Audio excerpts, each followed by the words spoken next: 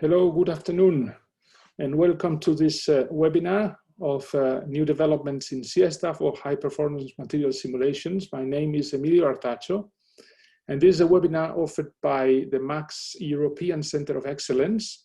It is actually within a series of seminars that has been and will be showing you the new developments or recent developments of the flagship codes supported in this Center of Excellence. Actually, I'm going to take the opportunity of advertising the next one, which is going to be on the 14th of October on the FLIR code as well. So, but back to this one, here you can see the speakers today, and left to right are in the order of the different mini talks that you're going to be hearing within the webinar. So I'm the first one on the left, Emilio Artacho, and we'll be giving you a little bit of an overview of the SIESTA code. Then Alberto will tell you much more about the developments of new solvers. Pablo Ordejon will tell you a bit about TranSIESTA and what it does, an overview about it, while Nick Papier will tell you much more on the technicalities of the new developments of it. And we're going to end up with Monica Garcia Mota, who is going to tell you a little bit about the support of the SIESTA community through Simune's effort. Simune is a company in San Sebastián, but very much engaged with that kind of support that Max is doing. So, getting into my own talk, it's going to be about an overview of the SIESTA code. And as you probably, most of you will know, SIESTA itself is a density functional theory code. It is like many others in many ways, but from its very inception, SIESTA was aiming for efficiency. So it was a code that was devised in order to be able to do density functional theory calculations much more efficiently. And efficiently means you can do larger simulation boxes, pack in more atoms of different kinds, and that opens applicability to lots of different kinds of contexts and complexities. So that's a reason for the efficiency at the time. And actually it was the very first fully self-consistent linear scaling density functional theory code in the 90s. And linear scaling meaning that the computational effort, both in CPU and memory, would scale with the number of atoms instead of the cube of the number of atoms. That is the conventional scaling for density functional theory complexity in the codes. So the SIESTA code is based on atomic orbitals that are used as basis sets. And it is something which is very conventional, for instance, in traditional quantum chemistry. It's nothing new.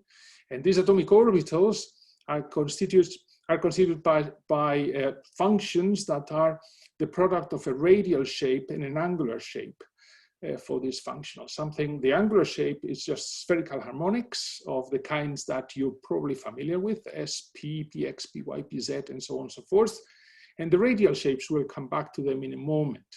So the disadvantage of this kind of scheme is that convergence with basis set is much more laborious. It's not systematic or automatic as you could do it with things like plane waves. And it is responsibility of the user to choose the right basis set for your problem, your system, the kind of accuracy you need, and so on and so forth. And so it's, again, more laborious and less automatic. But it has as an advantage, a key advantage is that you need much fewer basis functions per electron are needed, and that impinges a lot into the efficiency of the calculations. Rule of thumb, as I have here, is that you may need of the order of 3-5 functions per electron for the calculations for which you would need of the order of 100 plane waves per electron. So since these numbers affect very much the sizes of the matrices you have to, for instance, diagonalize, then that's going to impinge very clearly into the efficiency of the code.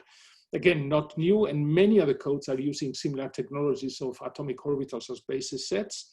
Of course, most of the quantum chemical ones, and you have here some of them, QChem, NWChem, ADF, Gaussian turbomole, but also some that come more from the physics community like DMOL, FIA, AIMS, CP2K, that are codes you may know in addition to SIESTA.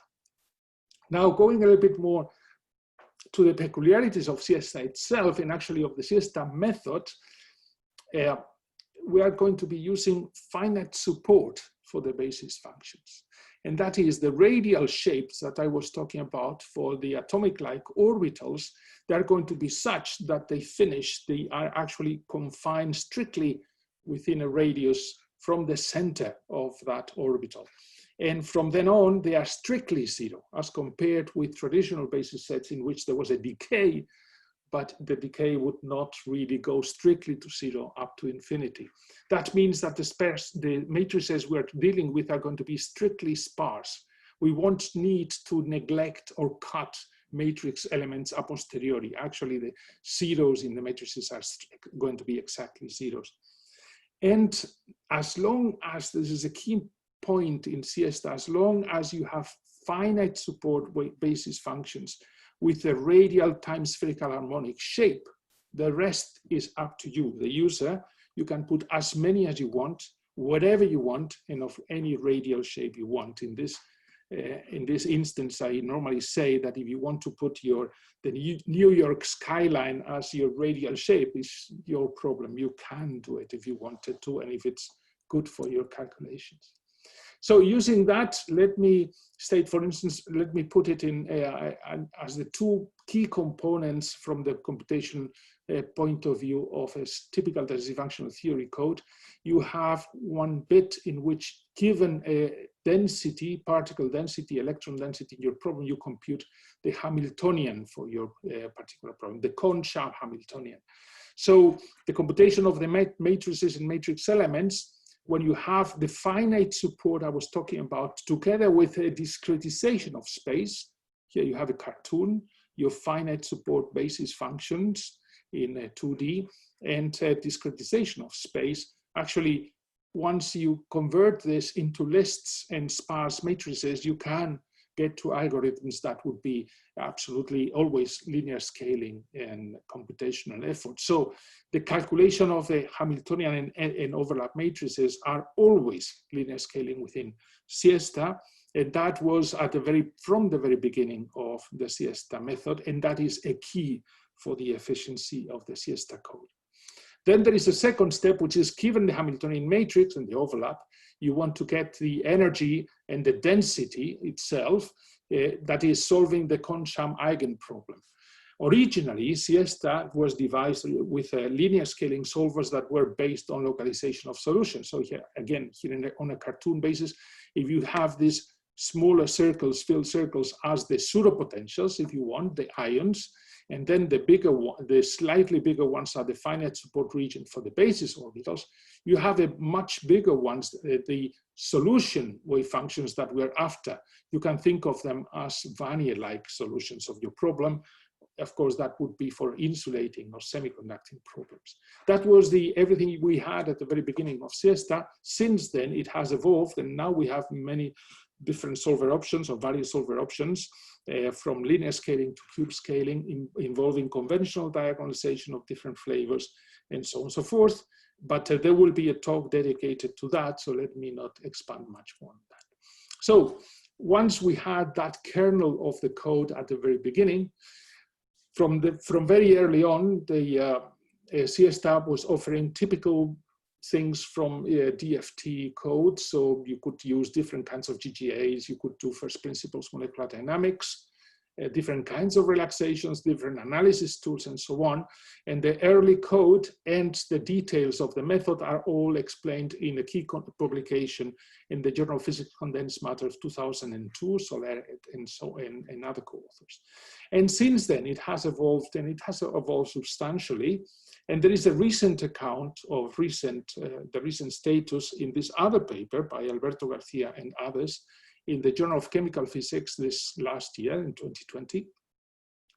And here, let me just mention some of the developments. So there has been quite a lot of development for ballistic transport, ballistic electron transport through nanostructures in the TranSIESTA code, which is part of the SIESTA package.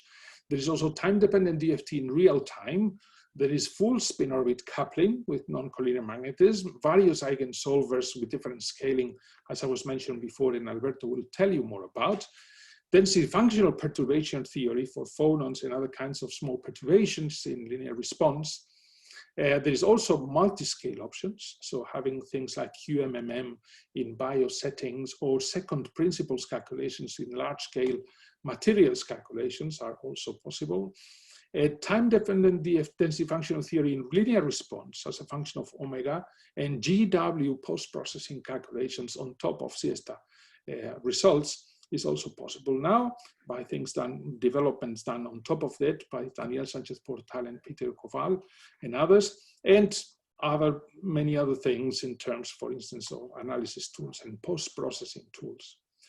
The code itself developed gradually from a closed enterprise, but it opened up gradually, and it was open source for academics since around 1999. And it became fully open source in the GPL, under GPL license in 2016 for several reasons. And you can find the whole of the project there. So it is the trunk, the different releases, different branches with different things that are being implemented, and even branches of other possible people that are contributing to the project and are making their branches public. So all of that should be findable there. So concerning the usage of the SIESTA code is extremely varied. I mean, in the moment you can put lots of atoms into a box, then there's quite a lot of simulations within the context of physics, chemistry, material science, bio context, geo, nano, even engineering. It is hard to follow what people are doing in the community, since we have of the order of 14,000 paper sightings the SIESTA core papers, around 1,000 a year. So you can imagine that there's quite a lot of variety in these things. Let me just illustrate it with some different examples close to the kinds of things we do. Here in the materials context, for instance, here I show a nice picture of large-scale material simulations of a ferroelectric paraelectric superlattice, in which you can see vortices of polarization within the ferroelectric, which is it was published a few years ago, and this involves several thousand atoms in the calculations, and it involves second principles for the simulations. So the bio context has been very much at the heart of the early SIESTA development from the beginning, and the structure and electronic structure calculations of DNA at a full double strand of DNA was one of the early results of us ourselves within SIESTA, with SIESTA, as you can show there, but it has been applied to many other things. Here's another example here below, which is a pillin protein in wet conditions, and here there is electrostatics. That's an electrostatic map, but is a situation in which we have a natural evolved nanoelectric wire, which some strange bacteria are using to feed themselves. And so electronics is very important there, as well as the electrostatics shown here. So there were SIESTA calculations, again, with, in this case, it was of the order of 4,500 atoms. And other completely different, but also interesting kind of example is this one in which we're looking at electronic transport. Both Pablo and Nick are going to talk about these things. Let me just illustrate it. This is a 4-point contact, and you have electronic transport in this quite demanding situation, relatively recent calculation. So a little bit closer to my own work, we're doing very far from equilibrium simulations using time-dependent DFT in a similar way that you would do time-dependent Schrödinger equation. That would be the equivalent Kohn-Sham equation, but it is the time-dependent like. And what we're doing is shooting projectiles through solids, which generate very large energy transfer. So we're not talking about subtle energetics here. We're talking about many electron volts per angstrom along the trajectory. So we put a projectile into a simulation box and we kick it, and it moves across and generates all sorts of havoc. And this is what you're seeing here in this illustration of protons and germanium. And through that, we have been learning quite a lot of things related to this very highly non-equilibrium process. In particular, for instance, one can see things like that. This is the actually dissipation of this proton due to the electron excitations for protons in gold and alpha particles in gold. This is a comparison theory of experiment of the kind you're very used to and the kind of accuracy you're very used to with density functional theory. But in this case is a genuinely far from equilibrium quantity of which you don't see so many in the first principles context. So that has been quite pioneering as well. So there will be a little bit more on the re-engineering of the code towards exascale and so on. And Alberto will tell you more about that. This picture is, this figure is part of just transmitting about scaling with number of processors in different kinds of situations.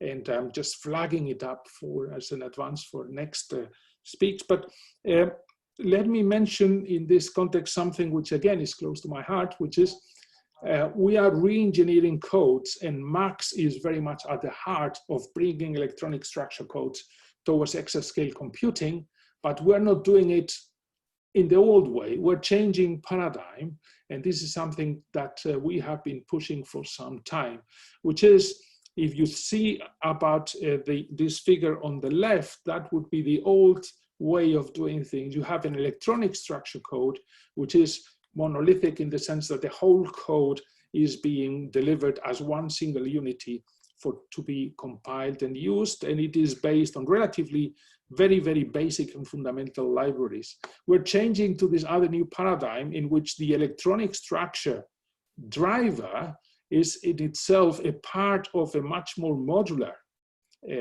entity in which we're dealing with different kinds of things at different levels. Nuclear degrees of freedom would be here in purple, workflow tools, but we have heavy duty electronic structure tasks that are being shared, developed, and re-engineered in a common basis for many different codes, making trying to avoid the reinventing of wheels every step of the way. So that is something which is happening both in the US and the USA and Europe.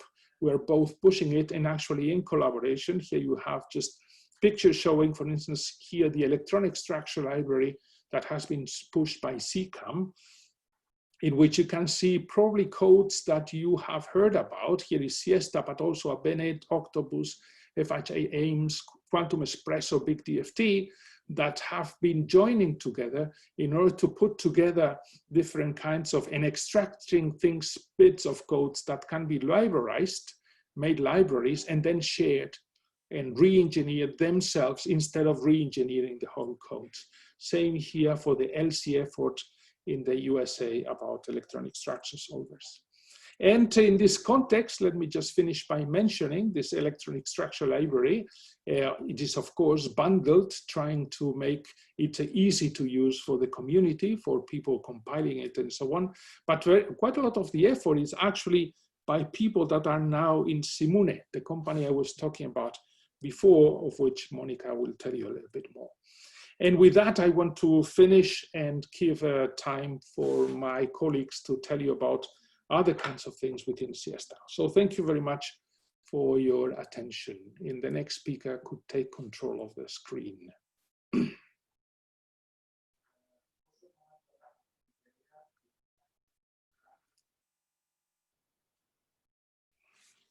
So this is Alberto Garcia. Okay.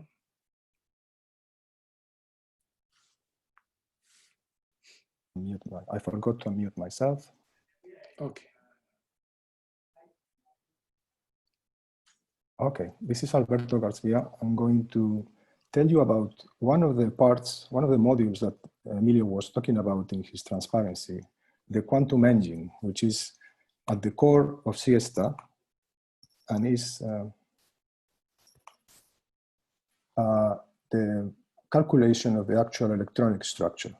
So SIESTA uses a basic set of atomic orbitals. This is the typical one electron wave function that you can write in expanding in that basis. So you have some coefficients, and the standard way to get these coefficients is to solve this eigenvalue problem. It's called a generalized eigenvalue problem because it has this non-orthogonal feature, which is the overlap matrix. The orbitals are not orthogonal because they are localized and they're on different sites. So we need to take this into account. So once you build the Hamiltonian and the overlap matrix, you can get via diagonalization the coefficients. And then you can get the charge density, energies, etc. When you look at the charge density, for example, you will notice that it can be put in this compact form with these coefficients, which are built from the coefficients of the expansion of the wave functions and the occupation of the states. This is called the density matrix, and it's an object which features prominently in the SIESTA inerts. As Emilio said, the solver step takes most of the CPU time because the building of HNS is linear scaling and has a low complexity because of the localized character of the SIESTA basis. So, when you stop and think of how you go about solving this problem, the first idea, and this was done traditionally in SIESTA, apart from the original linear scale solver, which Emilio mentioned, you need to invoke some kind of mathematical routine to solve a very well-defined mathematical problem, which is a diagonalization. So in SIESTA, we have used prepackaged libraries traditionally. For example, Scalapack. And typically, I should say that these are direct solvers as opposed to iterative ones, because the number of desired eigenvectors is a substantial fraction of the matrix size. Since in SIESTA we have very few basis orbitals, the cardinality is low, the size of the matrix is not too much larger than the number of occupied states. So that forces us to use direct solvers, which are typically a sequence of steps. One would, for example, first start by converting H and S to dense form, then performing a Kolesky decomposition to reduce to the standard eigenproblem, transform to an easier kind of matrix to handle, in this case a tridiagonal form, solve it in this tridiagonal problem, and then back transform. These things are typically encoded in these drivers from Scalapack, and these are the traditional ones used in SIESTA. We have also offered more recently other solvers in the Scalapack. Then more recently, we have implemented an interface to the ELPA library, which offers an optimized experience compared to Scalapack. It has a different sequence, taking the original matrices to tridiagonal form, and it's more efficient and scalable. Still, this approach to solving the electronic structure problem has cubic scaling with matrix size, and is quadratic scaling for memory because of this dense form of the matrices. Still, since SIESTA has such a small basis set, it's very competitive with other codes. So this is more or less the standard way of doing things in SIESTA with regard to solving the electronic structure problem. Now, there is another alternative, which is to use a formal relationship between the density matrix and the Hamiltonian. Basically, the density matrix can be seen as the application of the Fermi-Dirac function on the Hamiltonian. And the trick here is to choose an appropriate form for the Fermi-Dirac function that can be used in linear algebra. One of the first ideas was the Fermi operator expansion, which is to turn this into a polynomial series. And then all you need to do is to perform multiplications to get the density matrix. Since the matrices involved are sparse, this is a procedure that is linear scaling. This has been implemented in the chess library, which was originally part of BigDFT, that has been made into a standalone library and also ported to SIESTA by Stefan Moore from the Barcelona Supercomputer Center. So this is another linear scaling addition to the SIESTA repertoire. Is not very much used still because we are working towards enhancing even more its performance by exploring on-the-fly contraction of the basis set. Because the number of terms in this expansion depends ultimately on the number of basis set that you're using through the size of the spectrum that you are solving for. This is a technical point, but this is an important step in the solver portfolio in SIESTA. Another example of the Fermi operator expansion is this PEXI algorithm, which is a pole expansion plus selected inversion. The pole expansion looks like this. This looks much more complicated, and it looks like a step backwards, because performing an inversion of a matrix appears to be scaling quite badly, again, like cubic scaling. But in fact, we don't need all the elements of these inverse matrices. We just need a few because of the sparsity of the density matrix. So using a very smart selected inversion algorithm, we can get a workable approach, which in fact has reduced complexity, good size scalability. For quasi one-dimensional systems, it can be linear scaling, and even for three-dimensional systems, at most, it scales quadratically with system size. Here we can see a comparison. This is would be the cost of a diagonalization for a given problem, and this would be the cost as a function of the size of the system for this lower dimensional system. So if you have noticed, all the methods I've shown are associated to particular libraries, Scalapack, ELPA, PEXI, and in fact, that's our strategy. These are things that are best done by people who understand what they are doing, and a given code, a given electronic structure or whatever domain code should take advantage of that lower level knowledge and separating concerns and use all the features that the people who know how to optimize or how to enhance a given functionality can do, and concentrate on the science. And in fact, we can go one step further. The LC initiative is like a meta library for solvers. It aims at offering an intermediate layer that connects electronic structure codes with available solvers, so that you don't worry about the conversion of matrices, different formats, different options. You give the Hamiltonian and the overlap matrix to the LC layer, select the solver, and then you get back wherever you need, the density matrix or the eigenfunctions, wherever. So we have recently implemented an interface to the LC layer in SIESTA with the help of Victor Yu from Duke. And by doing that, we immediately benefit from the further development of the library. For example, you see here a few solvers, in particular ELPA and PEXI are part of LC, and says here many others. And in fact, LC offers, since a year ago approximately, a density matrix purification algorithm that is linear scaling. Now, once you have this LC interface in SIESTA, you get this solver for free. You just need to add another line to select it and maybe give a few options for it.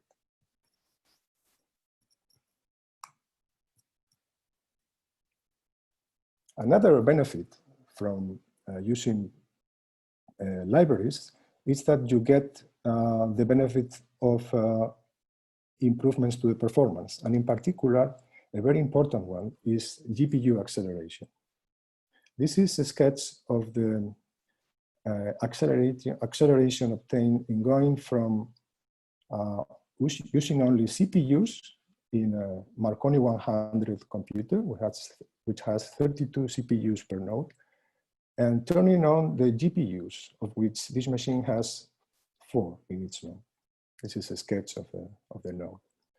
You can see that the different stages that we were talking about before in dealing with the matrices in the diagonalization process are accelerated by a substantial amount. So in the end, we get a global speed up of 4 times or maybe 5 times, depending on whether you count the first step of self-consistency or not.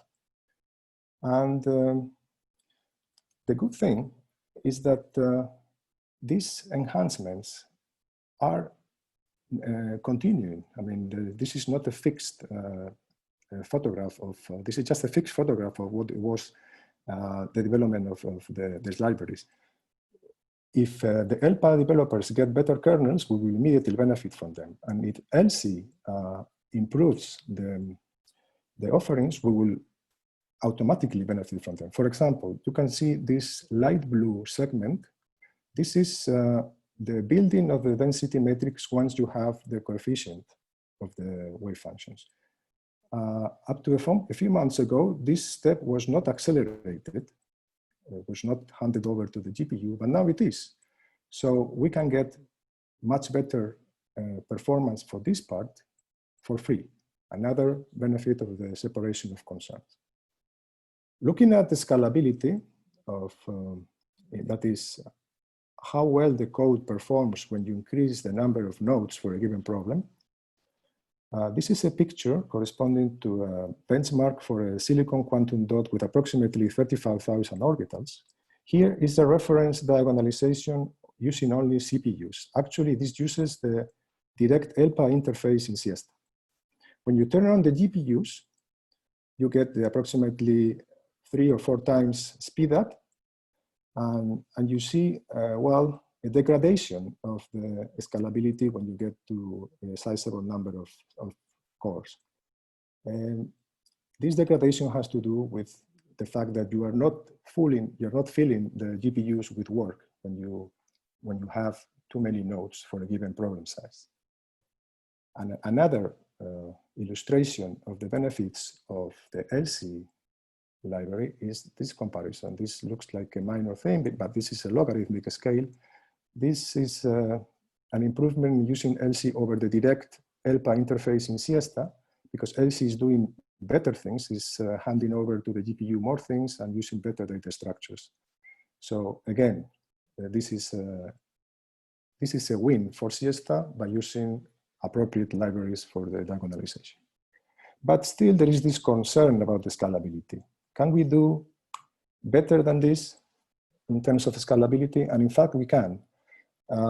Recall that the PEXI solver was based on a pole expansion. It has 3 levels of parallelization.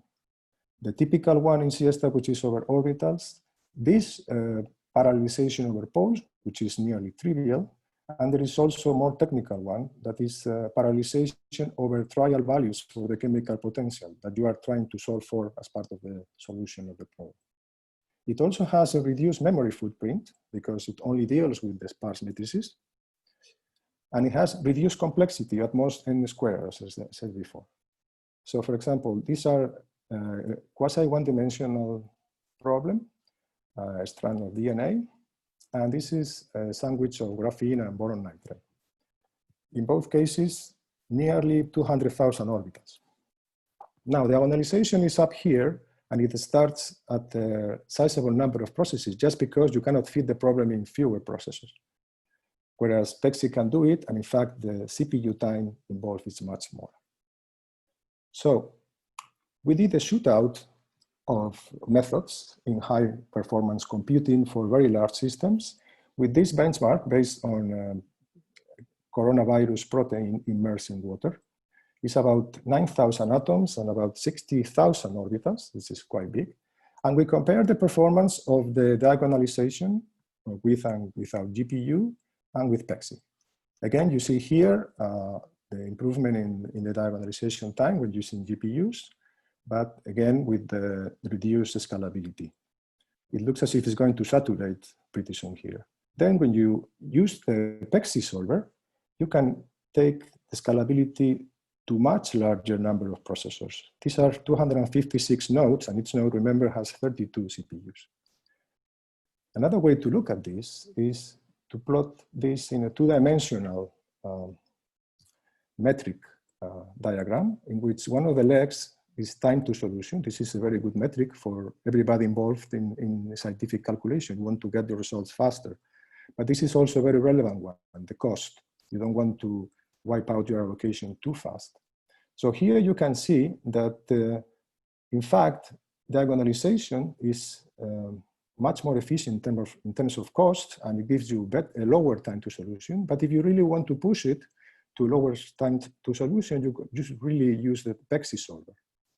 Now, these horizontal lines mean almost perfect scalability. There is a jump here because you are starting to put part of your problem in 2 nodes instead of a single node, but that's a technical problem. And also, I should say that the comparison is not completely fair because right now, the LC library, the PEXI library we're using is not GPU accelerated, but work is underway. This is another example of free benefits of using external libraries. So once the PEXI library gets some GPU acceleration, this comparison will be even better. the conclusion to this section is that SIESTA has a very, as part of the MAX effort, has now very efficient solvers, both in terms of scalability for massively parallel architectures for large problem sizes, and also very relevantly for acceleration with GPUs, which are a feature of this new crop of machines that are appearing as part of the move to Exascale. Thank you very much. Now, I should give the floor to Pablo Ordejon, who is going to talk about an overview of the TranSIESTA module for transport simulations. Okay, so I hope you can hear me and see my screen. So I'm going to talk about something which is quite particular of SIESTA, which is the capability of doing transport simulations in nanoscale systems with a module which is called TranSIESTA. So I'm going to discuss what TranSIESTA does and essentially what are the basic steps to do it in a very basic way. I'm not going to go into details. There's going to be a talk after mine by Nick Papior, who is going to talk about more advanced and newer things. But I'm going to give you just the basics here. And the basics is the challenge we want to do is to compute charge transport in nanoscale devices, nanoscale systems, very much the same way that we are able to compute very easily and very traditionally the charge transport in electronic devices in the macro scale, like a resistor. We have Ohm's law that tells us how to compute the current from the voltage and the resistance. We want to do the same in the field of nanoelectronics or molecular electronics, where the devices are very small, are molecular size or nanometer size. So in this particular case, I'm showing you two metallic contacts which are contacting a molecule. You can put a voltage between the two metallic leads and some current will flow, and you want to know what is the current or what is the resistance or conductance of the device, of the molecular device that you have in your electrodes. How you do that is quite complicated in many senses. We need basic understanding of the transport phenomena in nanoscale materials and devices. And that entails, first of all, to deal fully with the quantum effects. Quantum effects are essential. You have very small molecules or contacts, which means that you have quantum confinement. You have discrete levels of energy compared to the continuous metal levels of energy in a bulk metal or semiconductor. And you also have ballistic conductions in the sense that the mean free path of the electrons in the molecular device or the nano device is very short compared to the scattering times with phonons, with electrons, and with defects. So you truly have fully quantum effects that you have to take into account. You cannot do this with semi-classical approaches like the ones you deal with classical electronic devices. Now, we also want to do it in atomic detail. When you change one atom in a molecule like this, the whole thing changes, the whole resistance can change. So we want atomic detail. And we want to do it from first principles, which is what SIESTA does.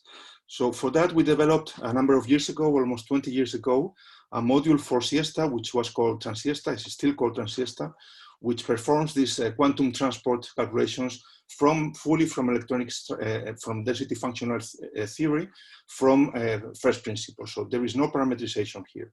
And this is the basic reference published in 2002, so quite old paper already. But there are some new papers, in particular one that Nick Papior and co-authors published a couple of years ago with the revamping of the code and new methods which are much more efficient and much more advanced. And that will be the topic of the next talk. So how can you compute a physical property like a resistance or a conductance in such a small device? The basic idea is the following. When you put a battery between the two electrodes, essentially what you are doing is to shift in the Fermi levels or the chemical potentials of the left and the right metallic lead. So that creates an imbalance, and you have a portion of electrons from the left electrode that could go through the molecule and go through the Fermi sea of the right electrode, because these states are empty. And what you have to calculate is exactly this current of electrons going from this region of the Fermi sea to the right region of the Fermi sea. How can you compute that? What you do is computing conductance as a scattering problem. You have electrons that come from the left electrode, that arrive to the barrier or to the molecule or the constriction. Part of the wave functions becomes reflected back to the bulk of the material, of the electrode, but part of the wave function gets transmitted through the barrier and goes into the metallic elite on the right, and that creates a current. So you have some net current going through from the left to the right. And the current can be computed by a very simple formula, which takes into account this transmission matrix, which is the matrix that relates the incoming wave with the outgoing wave on the right, with this T matrix. If you compute the trace of this matrix and as a function of the energy, you have what is called the transmission coefficient. And the current is very simply the transmission coefficient multiplied by the difference in the Fermi levels of the left and right electrodes. In other words, this window from one Fermi level to the next one. Okay, so this is a very simple integral. If you know what is the shape of this transmission energy, which is just a function that you can calculate, you have the current. And with the current, of course, you have the resistance too, if you know the voltage. And this is what is traditionally called the Landauer-Büttiker formulation of conductance in nanosystems as conductance as a scattering. So how can you compute that in a code like SIESTA? Well, you could in principle compute the transmission matrix like a scattering problem, but that's really quite complicated. And we do it in a very different way, which is much more efficient and appropriate, which is using Green's functions. And just a very short detour on the Green's functions. You have a system like this one, which is an open system. You have your nanoscale contact through which the current is flowing, and you have a left and a right electrode. The Green function of this material or this system is just energy times the unit matrix minus the Hamiltonian, all the inverse of this matrix. And in this particular case, it will be the inverse of an infinite matrix because the left and the right electrodes are infinite bulk material. So this matrix will go infinite and will go forever. You have the coupling, the energies here in the central region and the couplings with the right and left region. But then in the right and left region, you have semi-infinite matrices here and here. So that's something that you cannot compute in practice, but there is a very, very nice trick, which is to set everything up only in a region around the center, the contact, the nanoscale constriction.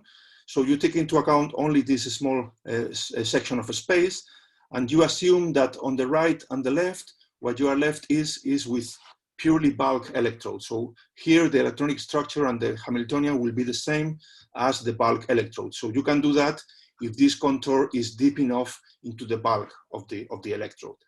And in this particular case, you can see that the Green's function can be computed solving this finite matrix, which has the size of the contact region, of the number of orbitals in the contact region, and all the effect of the right and left electrodes are given by these matrices here, sigma L and sigma R, which are the self-energies of the two right and left electrodes. And this can be computed very easily if you know the bulk functions of the bulk right and left electrodes, which are very easy to compute because again is the inverse of the Green's function of the Hamiltonian in these regions. So that can be done very, very easily and very efficiently.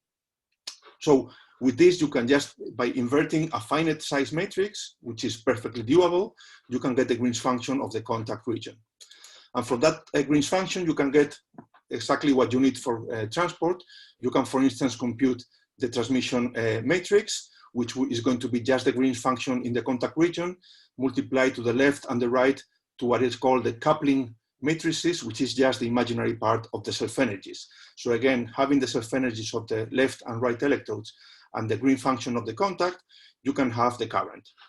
And that's a very easy thing to compute. You can also compute something which is a bit more difficult to compute, which is the charge density. You are doing density functional theory. So to compute the Hamiltonian, you need to know the charge density in all the atoms on your contact and your electrodes. How you do that is not so trivial because in this particular case, you have a bias between the two electrodes. So you have two different Fermi levels. So how can you compute the charge density if you have two different Fermi levels? You don't know how to fill the electronic levels because for that, you need to know up to which level you are filling out. With this trick of the Green's function, you can use what is called non-equilibrium Green's functions or the Keldy's formalism that tells you exactly how to do that.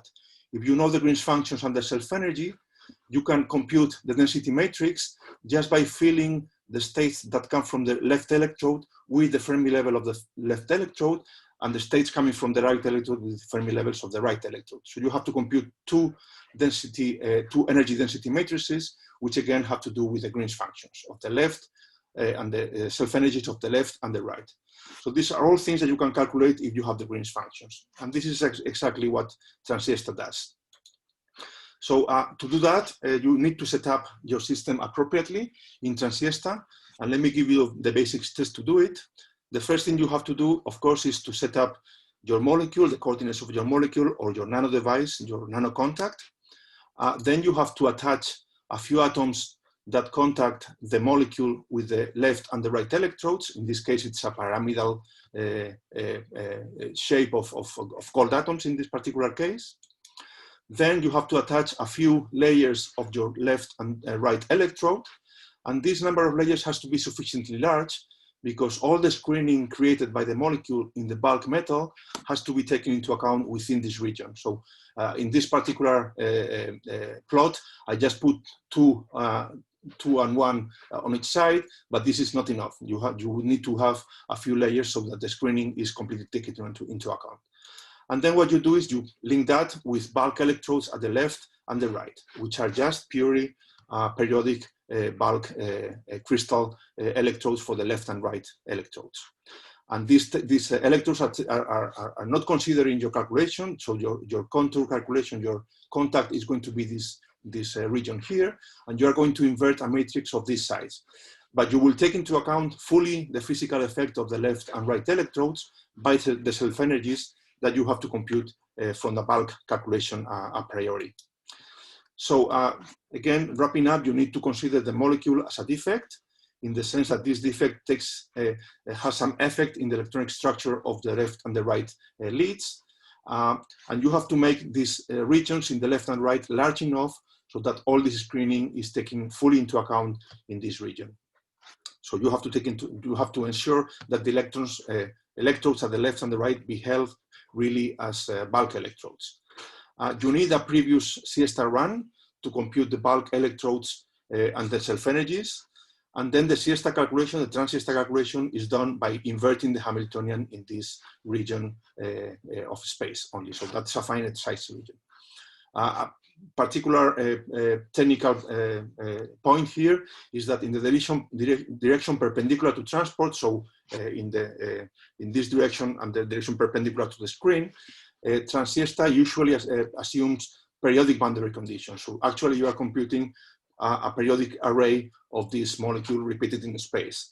Nick is going to tell you about how to avoid that and do really a single molecular contact with the new versions of TranSIESTA. Okay, so just a couple of examples as a matter of showing what kind of things this can compute. Let me show you the very first application we did with TranSIESTA, which was to study the conductance of monatomic gold wires. That's something that you can actually build experimentally. You can build wires with different number of atomic cross sections from, in this image, from 4 to 3, 2, even to 1. And when you reach the size of one atom thick, then the conductance is what is called one quantum of conductance, one in the units of this number here, 2e squared over h. And that happens always that you have a one atom thick wire. So you have these histograms when you have this very nice peak of conductance around 1. And that was one of the first calculations we did with TranSIESTA. We set up systems like this. This was one particular case just with 3 atoms of length, but 1 atom of width. And you see that the transmission energy curve that I was mentioning before, in this particular case, near the Fermi level is very close to 1, which means that the conductance is going to be 1 quantum of conductance. So this was a very nice application showing that this code could really explain the experimental observations in this particular system. Since then, we have done many calculations in this with this code, and I'm just flashing you a few here. For instance, Emilio was showing before calculations of SIESTA with DNA, and we have applied TranSIESTA to compute some of the transport properties of DNA.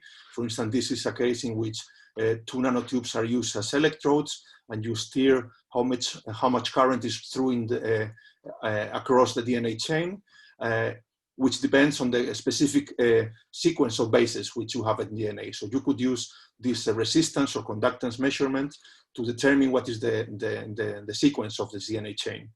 And the same thing you can do by passing a DNA chain, or in this particular case, it's a single strand, through a nanopore in graphene.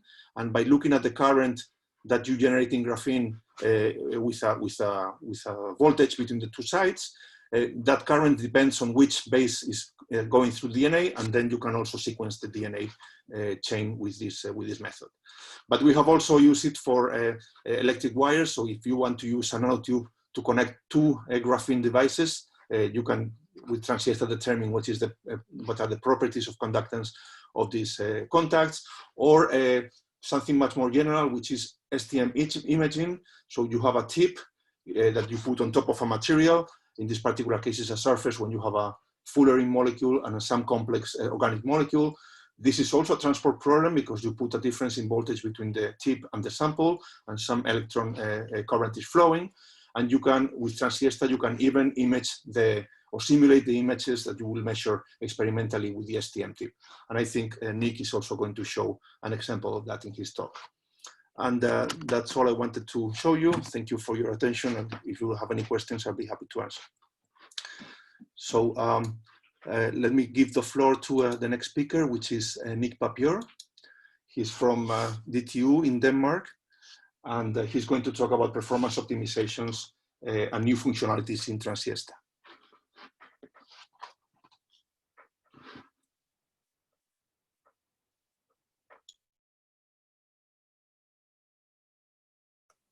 Hello, do you hear me? Yes, I think so. Yes, Yes. yes. Thanks. So thanks, Pablo. And I'm going to continue talking on the latest improvements of the TranSIESTA code, in particular some performance optimizations and also some new functionality. So here's a list of the new capabilities of TranSIESTA, and on the slides you'll notice these all around, and these are the DOIs of the papers that you can check out for more details. So first of all, the latest TranSIESTA version enables any number of electrodes and also one electrode if so wished. So for one electrode, it's a pristine surface, and for anything more than one electrode, you can apply biases and have particular different Fermi levels. And you can have any number of different bias levels or different chemical potentials. And also for the chemical potentials, you can both define the chemical potential, and you can also define a temperature of the electronic population. TranSIESTA also offers a much improved inversion algorithm, or two other more performance versions, and that leads to a capability of calculating much bigger systems. Emilio also showed you this system in the first presentation, and that's, I think, around 4,000 atoms. So you really have a capability of doing big systems now. A very new implementation is the so-called real space self-energies, which allows us to do true surfaces and true single defect calculations. As Pablo was mentioning, you were still having a transverse periodicity in the regular TranSIESTA calculations, but now we have implemented ways to circumvent these problems. You can also add gates, and you can add gates with complex shapes. In this case, you have a gate plane, sort of a capacitor-like setup, and you have the atomic system up here. This allows you to put a capacitor field between these two sheets of charges, and allows you to do complicated stuff with that. You can also do this in combination with TranSIESTA. It's not only SIESTA part that you can do this. And if you do that, for instance, for graphene, as in this case, you see some weird effects, which I will cover in the next slide. Yeah, so charge gates. So you can add, there are many ways of adding charge gates. And in this example, you'll just have a flat planar gate, and that's a perfectly fine way of doing it. But you can also add spheres if you want to mirror an effect of a charge gate or a charge defect in some of the systems you want. Then you can add a specific sphere of a certain charge, which mimics or mirrors that of the induced charge in your system. You can also do boxes of charges if you have a, say, more charge over in this area of the field and less charge in the other one. And it's all up to the user how to define and where to have these kind of gates. One way of, one thing you can use this for is to calculate the decay length of the charges in a specific slab. In this case, it's a graphite slab of 12 layers of graphene. And you'll see that when you have a gate down here, disconnected by 20 angstroms, you can actually calculate that the decay length of the charges is around 2.4 angstrom. And that goes very well with some experimental values. And you can do this for many other systems. What we have also done is to use this for graphene, a graphene constriction with a gate capacitor. And here you have pristine graphene in the TranSIESTA calculation up here, and then a small constriction, and then pristine graphene down here. And when you just do a regular graphene calculation with applied bias for this kind of systems, you actually end up in a very weird situation because of the Dirac point of graphene. And the Dirac point of graphene is very sensitive to small changes in the charge distribution. So you really should be careful of what you're doing. But as soon as you have a gate, you actually shift the Fermi level of the corresponding electrodes, and that leads to a difference in the density of states at the Fermi level. And this is actually what causes a pinning of the potential drop, which pins it to one side of the constriction depending on the polarity of the bias that you have. And this pinning of the potential you cannot find if you don't have a charge gate underneath this one. And now on to the matrix inversions or the performant part of the TranSIESTA. So TranSIESTA is relying on this inversion that Alberto was showing, and also Pablo was showing the full equation of this one. And this is the problem. It scales as n cubed, and it's really not efficient to do this inversion in the dense form. As Alberto mentioned, the PEXI way of doing it, you only calculate the elements that you need. And it's the same thing with TranSIESTA. We don't need the full dense matrix of G. You only need where you have the density matrix elements. So you can do sparse inversions, and you can use PEXI, or you can use MOMS. And there are many other ways of doing it. And another third way of doing it is the block tridiagonal inversion. And this is what we have implemented in TranSIESTA, which seems to give the best performance for a large variety of systems. So the block tridiagonal inversion algorithm is actually very simple. You have any kind of matrix that can be expressed in this form, with a diagonal, and then a small upper diagonal and a small lower diagonal. And then all in the upper right corner is zeros, and all in the lower left corner are zeros. And then you just follow this procedure with some temporary matrices X and Y.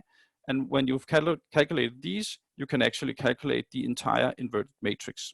This turns out to be way more efficient because you in TranSIESTA, you don't really need to calculate anything other than the G of where you have A, B, and C matrices. So here's a small test comparison with the previous TranSIESTA versions. So TranSIESTA now implements 3 different inversion algorithms: dense matrices, which is basically the same as the old version, sparse inversions, and block tridiagonal inversion. And here you see for a zero bias calculation, you find for an increasing size of the system that you see speed-ups of around 50 to 60. And this is all depending on the width of the system, because the block tridiagonal inversion depends on the matrix sizes in the sub-blocks of the matrix. And if you do a bias calculation, it turns out that it's even faster, and you see a huge performance increase. Now here you will see that the sparse matrix MUMS is not as efficient as the block tridiagonal version. In this case, the system is narrow, but in some cases, when you have a very wide system and not that long a system, MUMS may provide a better performance, at least for the zero bias case. For the biased case, it's not particularly good for other reasons that I will not discuss here. So you can easily get a factor of 100 depending on the system you choose. Another method that has been implemented in TranSIESTA is the threaded version. So you can now do both MPI and OpenMP threading. And every time you double the number of threads you use, you will halve the amount of memory you use in TranSIESTA. So you can really go to really big systems. And the system I showed you in the first slide of this around 4,000 atom system that uses threading. So you can really scale the system. And here is just a speed up curve of how the threading performs. And this follows pretty well Amdahl's law of what we suspect it to do. And then another detail of this removing all periodic boundaries. As Pablo mentioned, you have the transverse periodicity, and that is really not desired. So what you do for a regular SIESTA calculation is in fact that you have some kind of bulk part out here, which is shown or highlighted by the grid, and then you have some defect by this red blob. In a regular SIESTA calculation, what you really have is periodic boundary conditions all around, so it will see its mirror defect all around for all cases. Now what you can do is you can do this for TranSIESTA, and that will remove periodicities or the images along one axis. So you'll still have some periodic images transverse to the self-energies of your left and right electrode. And that was what Pablo was referring to. And that can turn out to have some problems because you have some interference effects depending on the distance between the two defects in the supercell approach. And this paper highlights this problem very nice. And yeah, okay, so let's move on to how you can do this. What you really want to do is you want to put a self-energy of the bulk infinite part around the defect. That will ensure that this one defect has no coupling to its mirror it mirror defects. And the way to do this is by this simple equation. It is really quite simple. The problem is that it's quite heavy to calculate because you need to do a fine integral of the Green's function for every energy point in the Brillouin zone. So here the problem is that the Green function calculation scales as n cube. Here we really need to calculate the full Green's function, so it's probably easier to do the dense matrix form. And then the size of the Green's function that you want to calculate is the full thing here. So in this case, you would actually want to calculate the full Green's function for a system that really has this size, because you really need the proper couplings between the Green's function elements. And in particular, this provides that is actually the problem of this method, because you really need to do big matrix inversions, and you need a very fine integral in the Brillouin zone to get a good real space Green's function, and thus a good real space self-energy. So you cannot really do with more than a few hundred orbitals on a regular basis if you do this in the dense form. So in this paper, we have devised a method to do this very efficiently, and I will now show you what you can actually do with this. So a case study is a nitrogen defect in graphene. And what you typically see, this is an experiment up here in the left image, and on the right image, you'll see a simulated image of the corresponding unit cell. This unit cell is a 9x9 system, so it has 162 atoms. And what you'll see from the band structure, here you have the green marks highlight the nitrogen defect. You'll have a split density of states on the project density of states on the nitrogen. So you'll see a two-peak structure in the density of states when you project it onto the nitrogen. But that is in fact not the true case. You have a single nitrogen and that has no dispersion because it's a lone defect. So what you should see is in particular a one peak structure, and it may have a long tail, but you should see a one peak structure. So here's a comparison between SIESTA and a regular TranSIESTA calculation with two electrodes and a surrounding self-energy or real space self-energy. Here you see that the the green curves, the green dash curve is the SIESTA one. This one has 2 peaks, but that's due to the periodicity of this square lattice. In the previous calculation, it was the hexagonal lattice, and then you only see 1 peak. So that depends on the system cell that you're using. If you then use the TranSIESTA calculation, you see 2 peak structure, but that's also wrong, because you still have the periodicity in the transverse directions. When you then find the true calculation is when you do the real space self-energy. You find a 1 peak structure and a broad tail that encompasses. In general, they seem to correspond very nicely, but in particular, the real space method captures the real density of state of the nitrogen in the best way. This is also consistent with large-scale tight binding calculations, where you also only see 1 peak. As Pablo also mentioned, there's the STM study, and STM is used for many case studies, and it's a very nice technique. The problem with that in TranSIESTA is that you really need to have a single STM tip, and you never have that, so you have interference effects. And that can prove quite severe in the calculations you do. And here you have a calculation between a TranSIESTA 2 tip, a 3 electrode TranSIESTA calculation and a 2 electrode calculation. So the top gray one has a left-right graphene and a tip electrode. The red one has a surrounding self-energy on the blue atoms and then a tip electrode up here. And you'll see a huge difference between these 2 curves, at least for the unoccupied space. Another thing is that when you plot the bond currents in this case, you can really see the effect of the interference effects. So here you have a left-right, so you have 3 electrodes, and here you have the real space self-energy. So the interference effects here, so here the neighboring tip is up on the, what can you say, the north side of the plot, and that kills off the actual path that you will see in a correct calculations. If you do a really big tight binding calculations, what you'll see is a 6-star shape of the injected current from the tip. That's the true calculation that should give that result. And that you will find by using a real space self-energy. Another thing that this can be used for is to calculate surface states. So again, in the TranSIESTA calculation, when you have periodic boundary conditions on the transverse parts, you will have a mirror of the STM part. And that will cause the surface states to disappear in the calculation. You actually cannot find them in the calculation if you do it in this way. But when you do the real space self-energy, you have a single tip, and then you can capture the surface states because you don't have any defect that destroys the surface states. And here's this is a problem that we have been working on for some time now, and this will hopefully soon be submitted.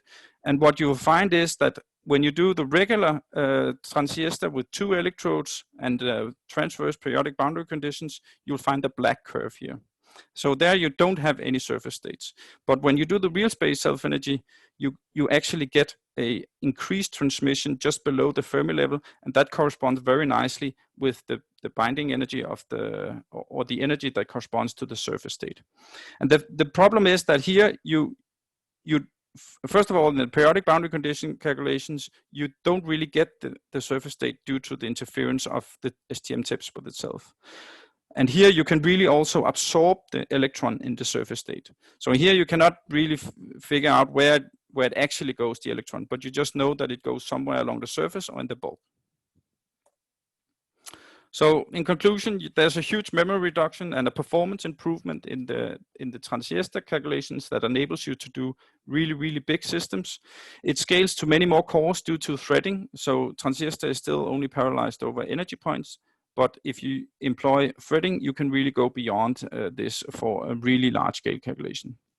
You can do now true N-electrode calculations, also one for proper slab calculations, and you can do gate configuration to simulate capacitors and applied biases and stuff like that.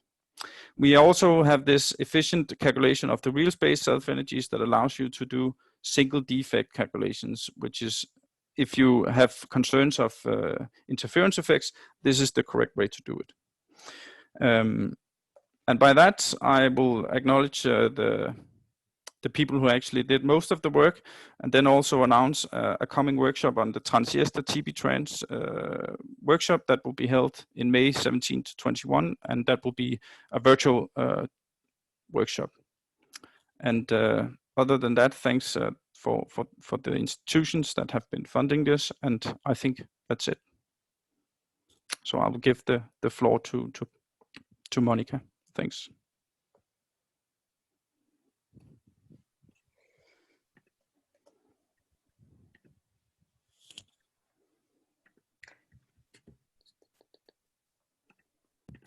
Hello, so I'm Monica Garcia from Simune Atomistic Simulation, and today I'm presenting some recent activities related with the user support for SIESTA, such as the ones related with mass user support activities, some recent actions coming from the SIESTA community, and also some activities from the company Simune.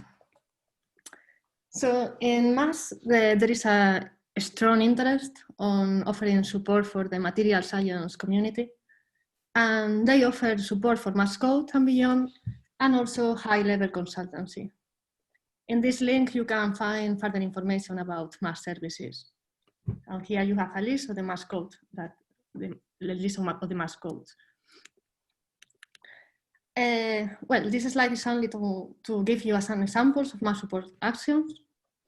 And I want to say that mass offers support in 2 different ways: by its core community via forum and mailing list. As you might well know, there is the SIESTA mailing list where you can put your questions and answers. And also they offer support via the mass help desk operated by Shineka. Here in Simune, we share mass interest to support the material science community and the development of open source codes. And Simune was launched in 2013 as a joint venture of developers of SIESTA and codes and thick nanogune. And I will tell you later about our services and products. But now I just want to present Simune as the bridge between the academia and industry, because we have collaborators in both environments. In particular, today I want to tell you about a recent project, SIESTA Pro project, that in this project, Simune invested 5 million euros, and the project was in collaboration with 3 partners that are from the SIESTA community. And thanks to this project, the software structure quality and functionality quality has been improved. Also the usability of the SIESTA code. And we also launched a forum that I think that is of interest of the SIESTA community. So I will say a few words about 2 of these topics, that are the migration to GitLab and the forum that was recently launched. The migration from Launchpad to GitLab, it happens like 1 year ago. And it was necessary due to the fact that the Bazaar version control system was not longer supported. So now this is the place where you can find the SIESTA code, the issues related with SIESTA, merge requests, and so on. And also, I want to tell you that here there is a wiki where there is hosted relevant information for both users and developers. So here you can find SIESTA manuals and tutorials, information of stable, beta release, and development branches. And also, so to learn how to start with Git and GitLab, some guidelines to contribute to SIESTA code. And I can tell you that in the future, in the short future, there will be other relevant topics hosted in this wiki. So then, as I said before, within the SIESTA Pro project, we launched a forum. Here you can post your questions related to the use of the SIESTA code. This is an alternative to the SIESTA mailing list. In fact, so we are summarizing the most relevant question and answer from the SIESTA mailing list in the forum. the difference is that here the topics are, the different questions and topics are classified in categories. So here you have the link to the forum. Okay, so now I want to say a few words about the Simune services. So as I said before, so we are a recent companies and we offer material consultancy services. We support the development of open source codes. And we also offer support for the use of SIESTA. So, and I will tell you later about the product ASAP, the Atomic Simulation Advanced Platform, that it facilitates the use of the submission of a SIESTA code and its analysis. So I want also to tell you that in Simune we have generated binaries for Unix and Windows systems. We also have Docker images for Windows, Linux, and Mac, that all of them are accessible from Simune webpage. So you can request their SIESTA binaries and SIESTA Docker. Also, from our webpage, you can download a limited set of pseudo-potential and basis set. They were generated and optimized by Simune and validated. And these are PSF pseudo-potential. Of course, if you are interested in using there are PSF pseudo-potential, sorry. If you are interested for PSML pseudo-potentials, you are welcome to look at the Dojo webpage.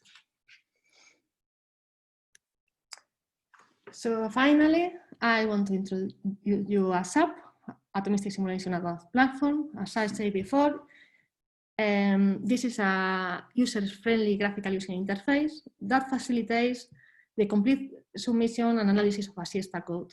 So you can set up the system, the project parameters, the calculator that is interact with SIESTA, run the simulation and analyze the results. I invite you to request an ASAP trial version from our webpage, and then you can try the different ASAP components. For example, the atomic structure builder to build your system, so surfaces, bulk, and molecules. Then you can also create your FDF input file using the graphical user interface for the SIESTA calculator, that it contains different SIESTA parameters. Then you create the SIESTA input file and you can customize it later. And also there is analysis widget where you can analyze the SIESTA output. For example, I'm showing here the density of states. So thank you very much for your attention, and I will be very welcome to answer your questions.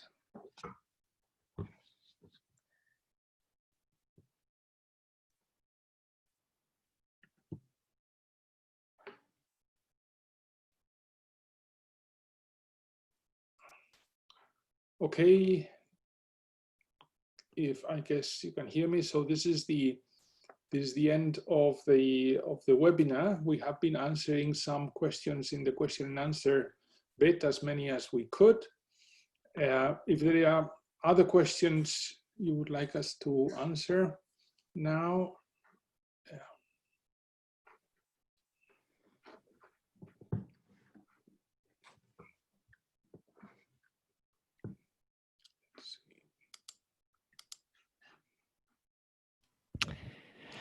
So there is a question on hybrids at the moment.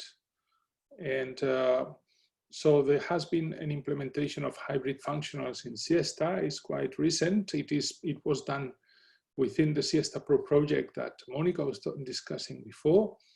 And it is described in the Journal of Chemical Physics paper that came out a few months ago, 2020, the one led by Alberto Garcia. You have a description what it does there so far, and I think that it is not merged into the trunk of SIESTA yet. But if I can intervene, yeah, the source for this feature is not in the main GitLab repository. We are preparing a version that can be shared with interested people on demand. They should write to us, and in particular to Javier Junquera, who is the leading developer of this.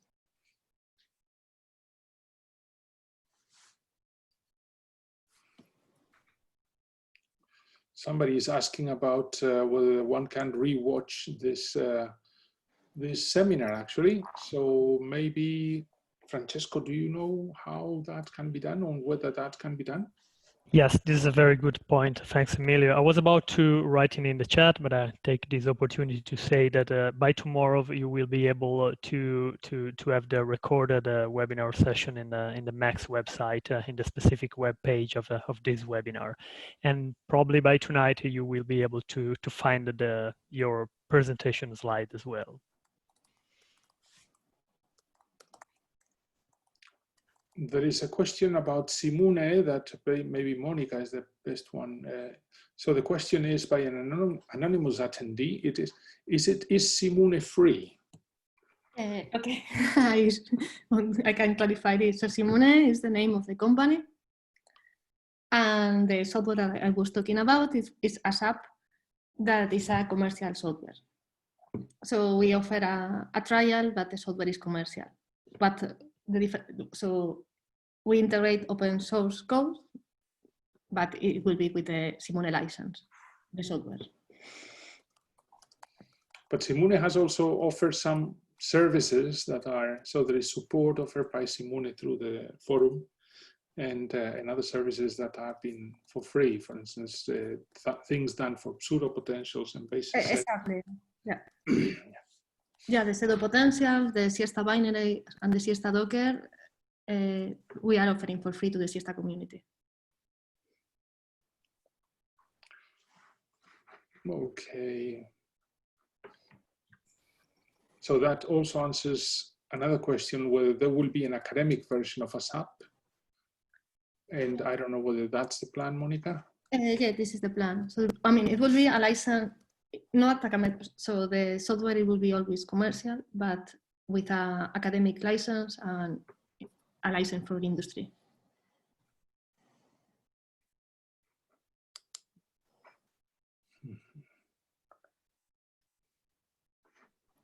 Any other questions you may have?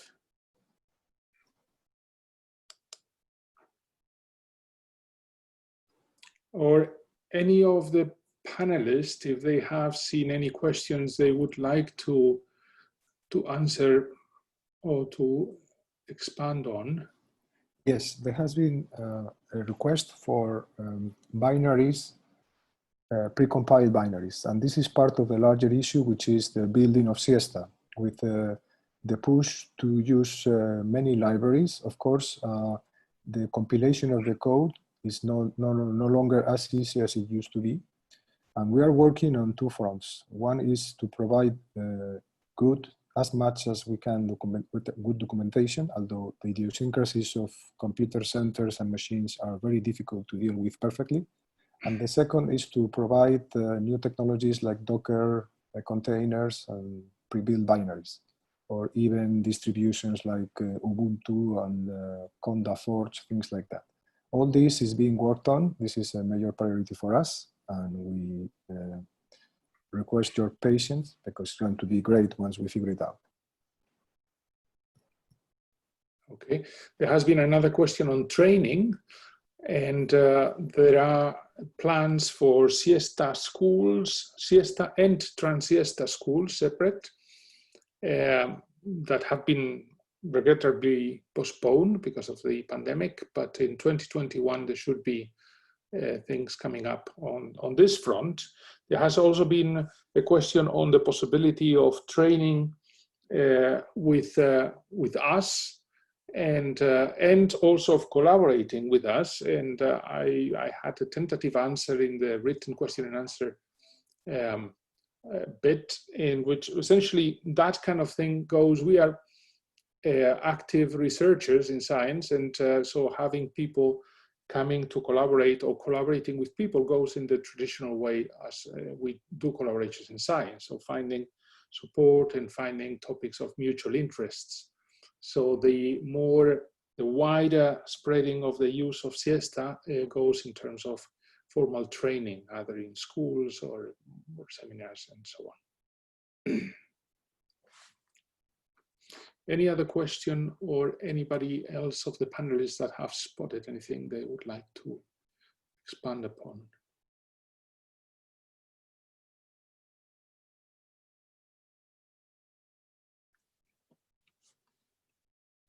Okay.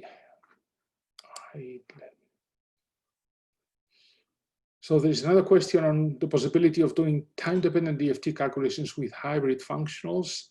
The answer is not yet. Hybrid functionals, they have been very recently implemented. So the interaction of, Alberto is going to answer that. I just see. So Alberto, if you want to. No, I just clicked that because you are answering live. Oh, I see, sorry. Hiccups, this is technologies. So in principle, that is the interaction of relatively novel aspects of the code with other aspects of the code sometimes takes a bit longer. So the propagation of time-dependent DFT with hybrids hasn't been done yet. If it's time-dependent DFT in Omega, I think that is a completely different question, and I'm not qualified to answer that. So then there have been other questions about transport with spin. Maybe Nick or Pablo can say something about that. Hello. Oh, sorry, I answered it live in the QA. Okay, so yeah, that's fine. So there is another question on possibilities of internships, and that goes a little bit in the direction I was talking about. So internships and stages and internal training goes in the direction of research collaboration rather than I can say that from Simune, we are also very open to new collaborations. Yeah, and there are different sources of funding for that kind of thing. It depends on countries of origin or different programs and so on. So typically, for instance, within Europe, there is this HPC Europe channel for getting funding to go and do train in supercomputing software, so different kinds. So that could be a possibility. So how is SIESTA comparable with other LCIO codes like Conquest and OpenMX? Okay, so Conquest as such started as a non-LCIO code. It was based on support functions that were expanded on blips that were supposed to go in the direction of a real space analog of plane waves. So it was a much more systematic basis set. But of course, that if one goes to that kind of basis set, Conquest in that sense would be somehow similar to OneTep.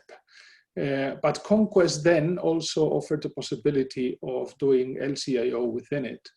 And as far as I've talked to some of the developers, Dave Bowler and so on in Conquest, the basis sets used in Conquest should not be too different from the ones in SIESTA.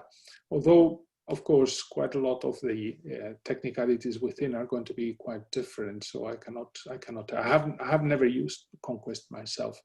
OpenMX is an interesting thing. OpenMX is a code which was developed completely independently from SIESTA in Japan. But the basic method is very much the SIESTA method as was developed. So it's taking the ideas of the SIESTA development, of the SIESTA method itself, and it's a complete different implementation. And some of the choices for basis sets have been different and so on. And again, I haven't never used it, but it seems like an interesting code as well. And other LCIO codes, there are so many that I cannot respond more generally than that.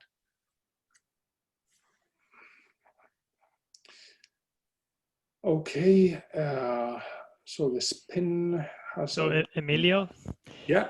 Sorry, I'm Francesco, and regretfully I have to wrap up because we are running out of time. I want really to thank all first of all the audience, all the people that join us today, and you all speakers that made a tremendous job in your presentation. I just wanted to ensure that the people that saw their question dismissed, that we are going to go back to you as soon as we can, and you will find the response to your question in a Max web page again. So again, I want to thank you really warmly, and thank you for being here. The next Max webinar is going to be next 14th of October. It's going to be on Fleur code, and I hope to see you there very soon. And take care, all of you. Thanks again, and have a good evening. Goodbye. Bye. Bye-bye.